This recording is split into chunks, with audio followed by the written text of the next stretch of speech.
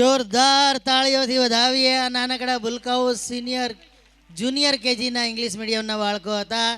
અને હવે ફરીથી મિત્રો આપણી વચ્ચે મહેમાનો ખૂબ પોતાનો કિંમતી સમય આપીને આવ્યા છે. આપણે એમનું સ્વાગત કરવું છે, પરંતુ આ બાળકોની નાના બાળકોની હવે બે કૃતિ લઈ લઈએ, પછી મહેમાનોનું આપણે સ્વાગત કરીશું.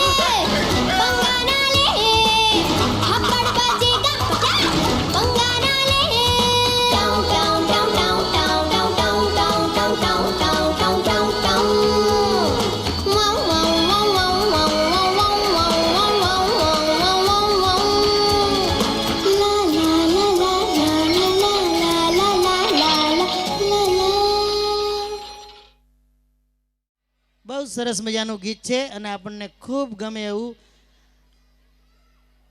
રજૂ થાય છે. ગલતી સે મિસ્ટેક.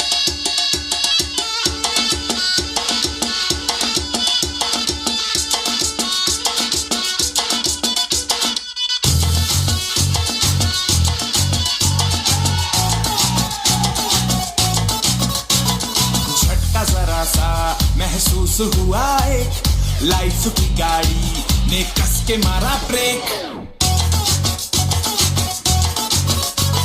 हो रहा है क्यों कंफ्यूज मेरे दिल, मशवरा मेरा तू आजमा के देख. यही उम्र है कर ले गलती से मिस्टेक, यही उम्र है कर ले गलती से मिस्टेक, यही उम्र है कर ले गलती से मिस्टेक, यही उम्र है कर ले गलती से मिस्टेक. बेटा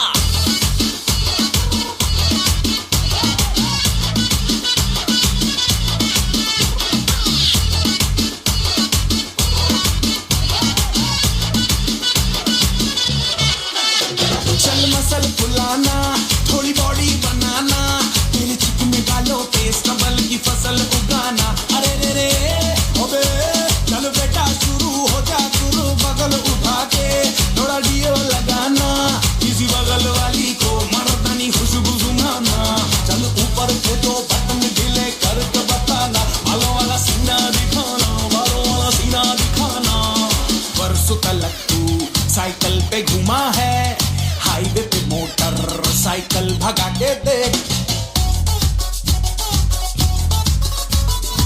स्पीड में तुझको अगर सर्दी लगे तो सीट पे पीछे लड़की बिठा के देख यही उम्र है कर ले गलती से मिस्टेक यही उम्र है कर ले गलती से मिस्टेक यही उम्र है कर ले गलती से मिस्टेक यही उम्र है कर ले गलती से मिस्टेक बेटा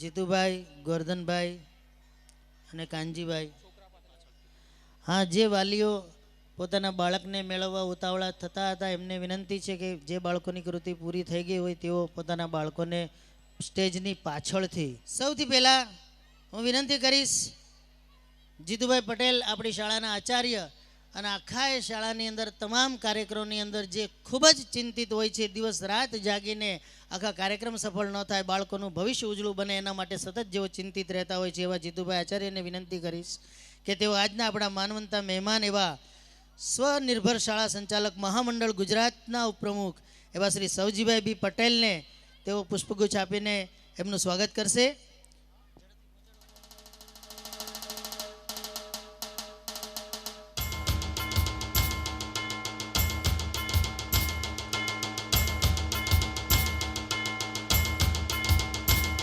મિત્રો, જોરદાર તાળીઓથી આપણા મહેમાનોને સ્વાગત કરીએ.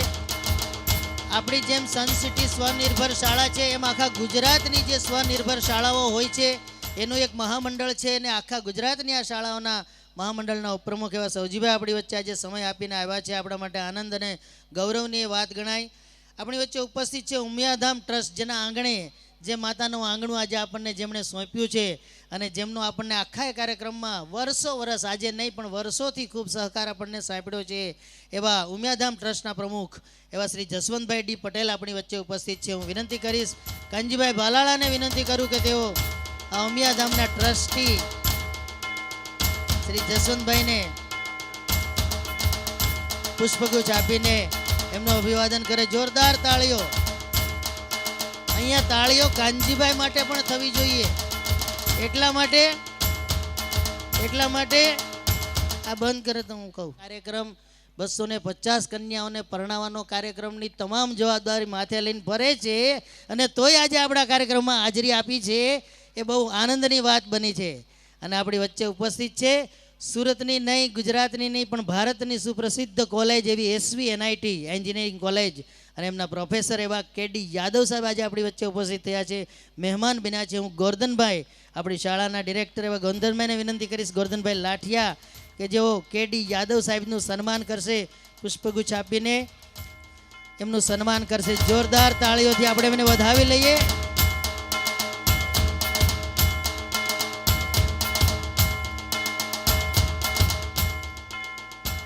આપણી વચ્ચે આજે મહેમાન બન્યા છે પ્રાણનાથ હોસ્પિટલ. તમને ખબર હોય તો વેડ રોડ ઉપર આવેલી હોસ્પિટલ છે પ્રાણનાથ હોસ્પિટલ.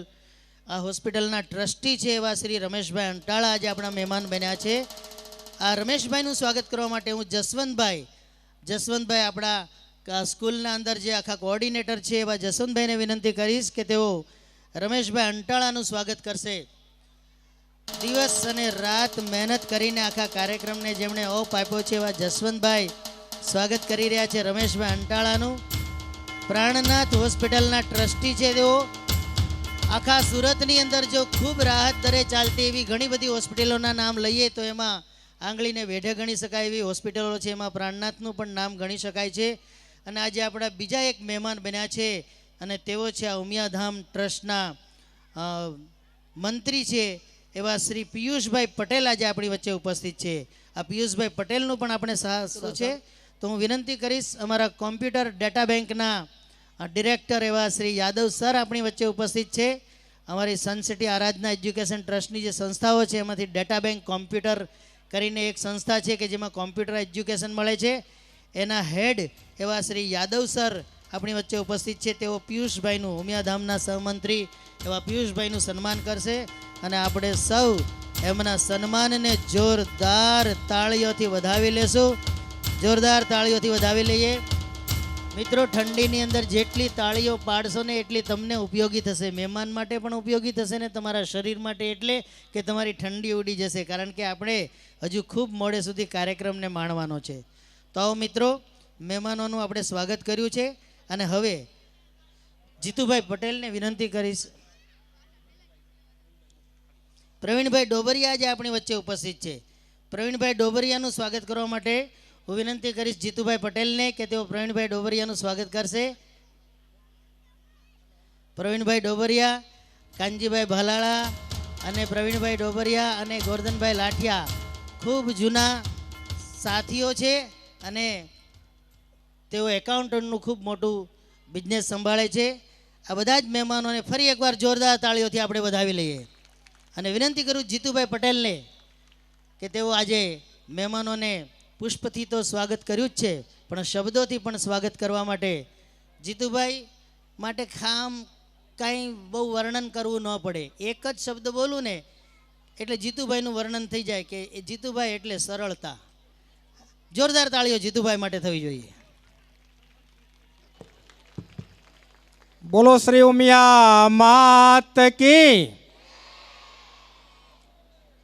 સન સિટી સ્કૂલ ગુજરાતી માધ્યમ અને અંગ્રેજી માધ્યમના સંયુક્ત ઉપક્રમે યોજાયેલા આજના આ સાંસ્કૃતિક કાર્યક્રમ સન સિટી સુરોત્સવ 2020ની અંદર ઉપસ્થિત આપણા માનવંતા મહેમાન કે જેઓ માત્ર સુરતની જ નહીં પણ સમગ્ર ગુજરાતની સ્વનિર્ભર શાળાઓને સરસ મજાનું નેતૃત્વ અને માર્ગદર્શન પૂરું પાડે છે તેવા સવજીભાઈ બી પટેલ.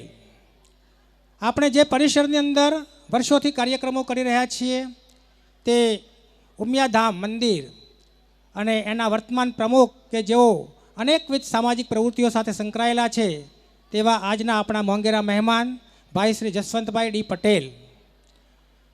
ઉપરાંત સુરતની નહીં, ગુજરાતની નહીં પણ સમગ્ર ભારતની અંદર એન્જિનિયરિંગ કોલેજમાં જે મોખરાનું સ્થાન ધરાવે છે અને સુરતનું એક જેને ઘરેણું કહી શકાય, જેના માટે સુરત